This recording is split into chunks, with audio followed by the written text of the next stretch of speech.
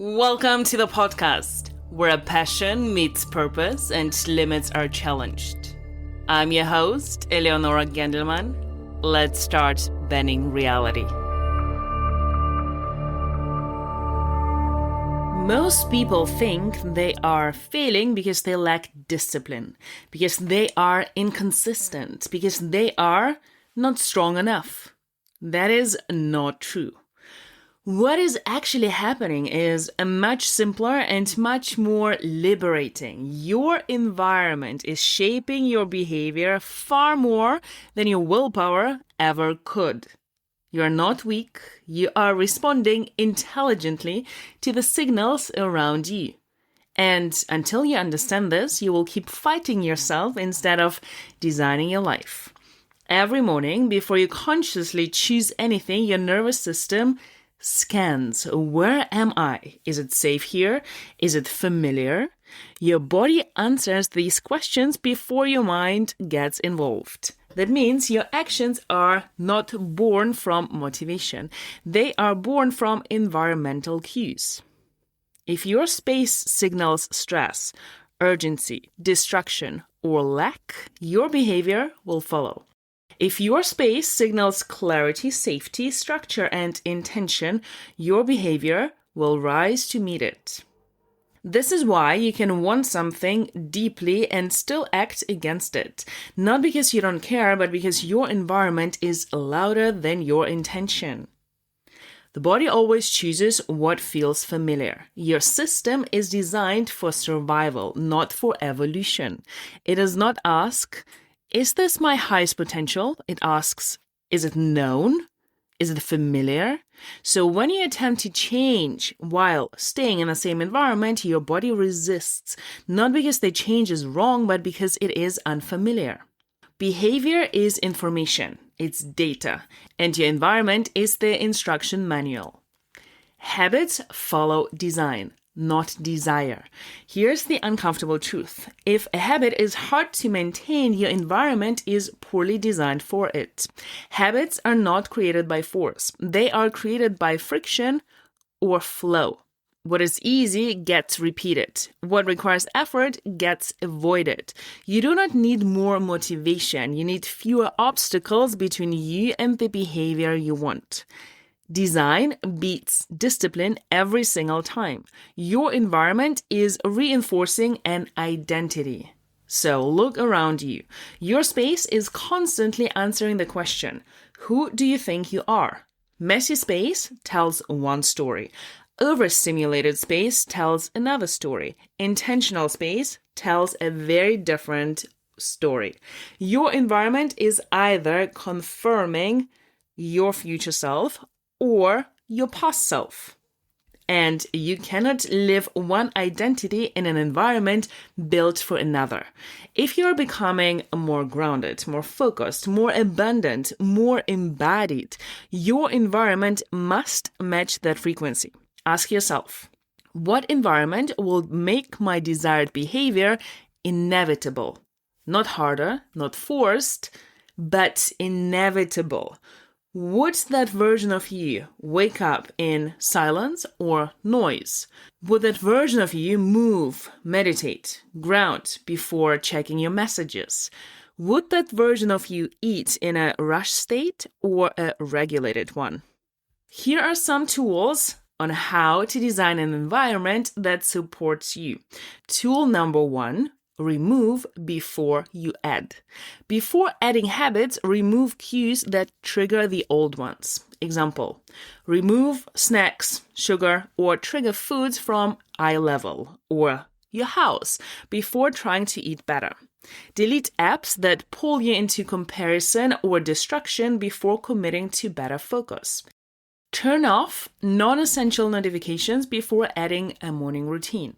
If the environment keeps pulling you back, discipline will not save it. Tool number 2, make the right thing obvious. What you see is what you do. What you hide, you forget. Example, having a glass of water on your counter to remind you to hydrate. or having your journal and pen open on your desk to remind you to journal, to write your intentions for the day, to write down your gratitude, having your workout clothes and tools like yoga mat and dumbbells visible. So it makes it easier for you to start working out and to start moving in the morning. Tool number 3, anchor one space. Create one non-negotiable space that represents your future self. One table, one corner, one ritual. Example, one table that is only for writing, thinking, planning. Not eating, not scrolling. One corner with a mat, a candle, music, where you move or breathe or meditate. One ritual space that signals, this is who I am becoming. Tool number 4, design for your nervous system. Calm creates consistency. Regulated nervous system creates performance. Example, warm lighting instead of harsh overhead lights in the evening, or using red light blocking glasses. Slower music, silence, or nature sounds instead of constant stimulation. A consistent wind down cues like candles, warm bath. A dysregulated nervous system will not make it possible to follow the plan. Tool number 5, let your environment hold you. You do not need to hold everything together. Let your space do some of the work. Example, prepared meals in the fridge so you do not need to decide in a moment, especially when you're tired and hungry. In the moment, your survival brain always wins. It wants that instant gratification, so set yourself up for success. Stop trying to be strong everywhere. Let your space carry some of the weight. Your environment is either reinforcing your old identity or quietly shaping your future one. Design it intentionally and life gets lighter without more effort. Thinking bigger requires living bigger. You cannot think expensively in a contracted environment. Your surroundings teach you what is normal. They set the ceiling of your self-image. When you expand your environment physically, emotionally, energetically, you expand what feels possible. This is why new places unlock new versions of you. And once you expanded your mind, it can't go back to the same size. You do not need to fight your old self. You need to outgrow your surroundings. Build the room your future self already belongs in. Then walk in.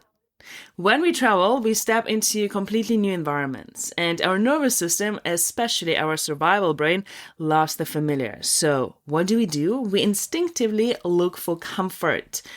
And very often that comfort comes from food. Food we know, food that feels safe, food that gives us that instant sense of grounding. When we are in unfamiliar places with unfamiliar people, different routines, different habits, food becomes an anchor, something known in the unknown. I noticed this very clearly while I was traveling, moving through different environments surrounded by people with very different habits, and without even realizing it, my identity and my routines were being tested. What does it mean for me to strengthen my identity so it becomes unshakable? So it doesn't matter wherever I go, it doesn't matter what people surround me, I can stay true to who I am. So that I'm not constantly influenced by my environment, by other people's habits, or by external circumstances. And practically speaking, how can I support myself better when I travel or when I am in a different environment? How can I create familiarity within unfamiliar environments? Maybe that looks like meal prepping. Maybe it means bringing foods with me that I know are fuel for my body. In my case, it is very organized and pre-planned meal prepping. It is bringing foods with me that I know are fuel for my body wherever I go.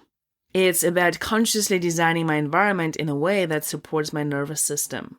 Because this is what I am learning more and more deeply. A dysregulated nervous system is not something we can out-discipline. It's not something we can push through.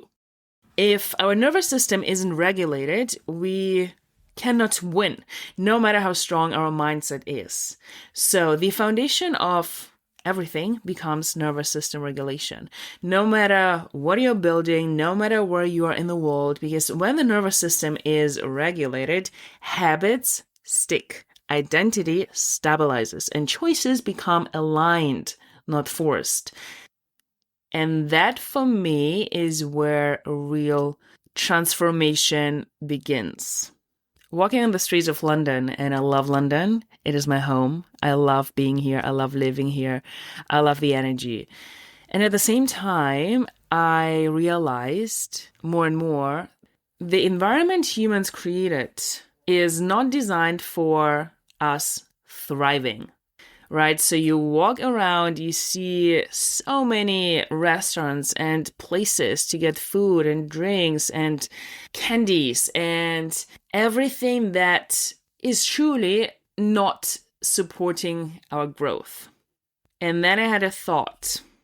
Thriving people do not fight the environment. They pre-design their responses. You do not walk into a burning building without fire gear. So why walk into cafes, airports, social settings, or travel days without your own fuel? This is not restriction. This is actually freedom. It is leadership. And you have the power to create your environment. Doesn't matter what happens outside of you. Let's go. If you found this episode valuable, please rate, review, and share with someone who would benefit as well. Thank you for choosing yourself, doing the work, and creating change. Keep living with purpose.